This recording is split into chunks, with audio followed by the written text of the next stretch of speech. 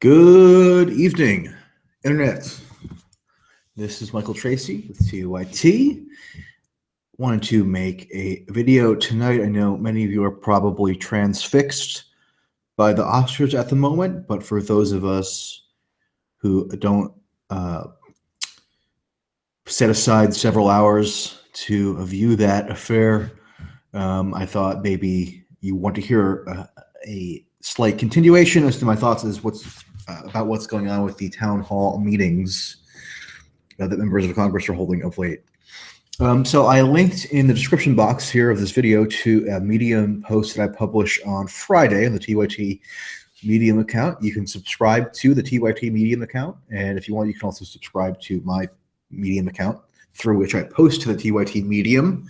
I know that's sort of convoluted, but that's how it works roughly. So just take the 2 seconds, whatever that it would require to do that, and do it as a personal favor to me, or don't do it. It doesn't really matter.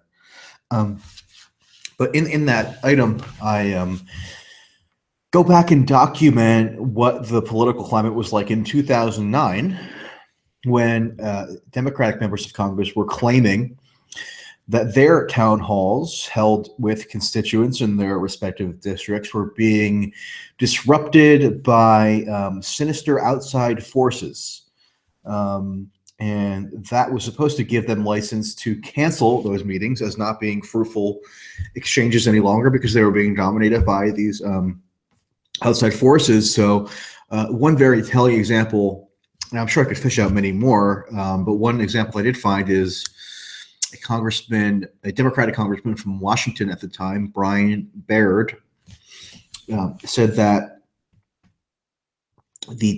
his town halls were being the town halls at the time were being overrun by people employing, quote, brown shirt tactics, and therefore he was no longer going to hold in-person town halls.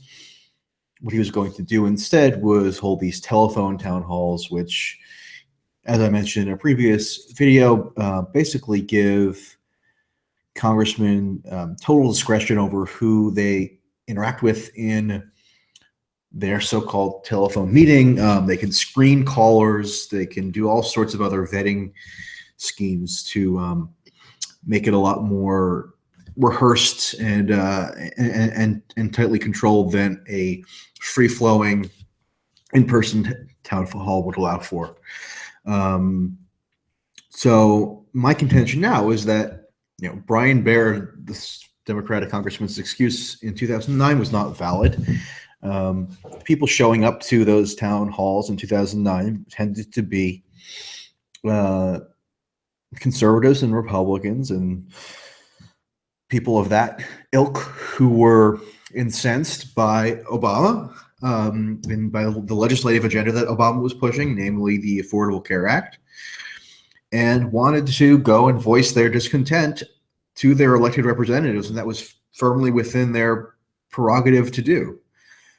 So just because those meetings might get a little heated and certain people who show up might be a little aggressively expressive, that didn't give Baird a legitimate excuse to cancel his town hall meetings. And you could find quotes from people like Nancy Pelosi and Harry Reid, to the upper echelons of the Democratic Party, deriding that town hall agitation in 2009 as the product of AstroTurf, and basically calling it organized disruption, and making out the Democratic members of Congress to be victimized by this, as if their safety was jeopardized. Of course, their safety never was jeopardized. The only member of Congress who's been physically attacked at all in recent years was Gabrielle Giffords in January 2011. And of course, she wasn't attacked by anybody who was worried about the Affordable Care Act, and she wasn't the victim of an orchestrated violent campaign. She just was caught in the crossfire of a deranged individual who didn't really have any connections to a wider movement. So those excuses weren't valid then. And as I note in the piece, and it's fair enough that obviously there were some moneyed interests who provided some organizational infrastructure for people to show up at those 2009 meetings. So everybody is familiar with the Koch brothers, and American Prosperity was one of their political groups, and Freedom Works, and some other organizations. Obviously did have a hand in attempting to funnel Tea Party sentiment into a more robust political form of political apparatus. But I mean, it didn't take many resources to show people how to show up at a town hall meeting. Just give them the date, the location, the time, whatever.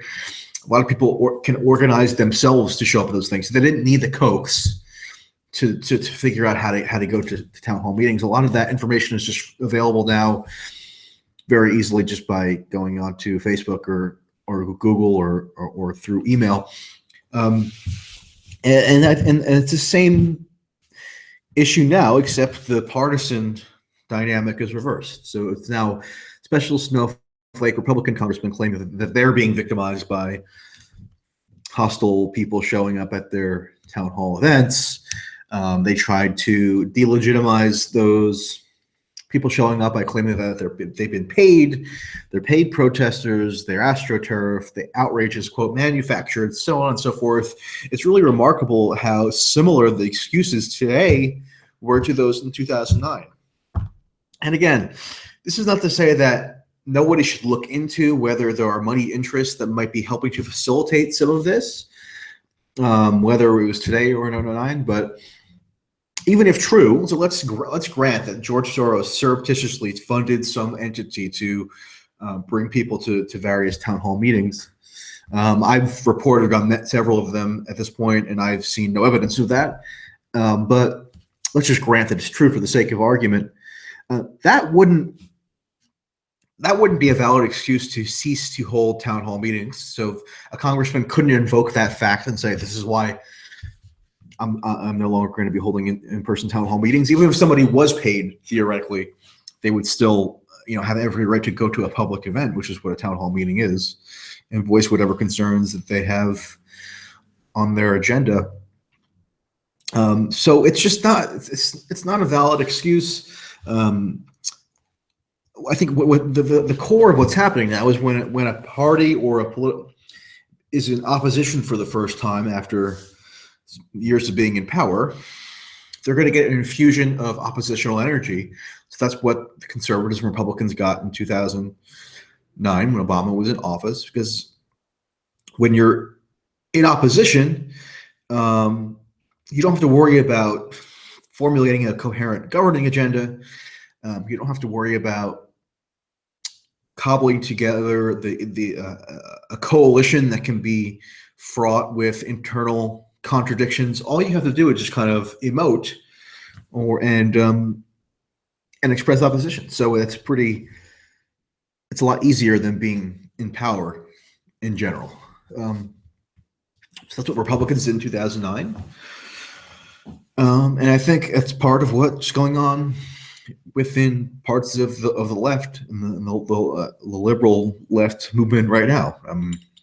So it shouldn't be surprising that somebody like Trump has engendered a determined opposition who would want to exert pressure by going to these meetings.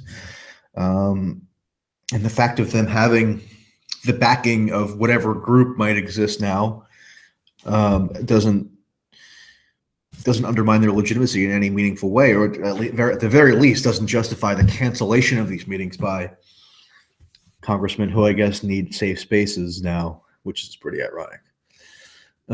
So that's the thrust of the Medium post that I wrote. Read it for yourself and let me know what you think. I provide all the citations. In these videos, I'm going to try to cite all my sources when I'm making reference to something specifically. Also, all the sources are going to be within that Medium post, which you can see access via the link in the description box. And that's about it. If you are watching the Oscars, I hope you truly enjoy yourself. Make sure you really revel in that spectacle. Otherwise, have a wonderful evening.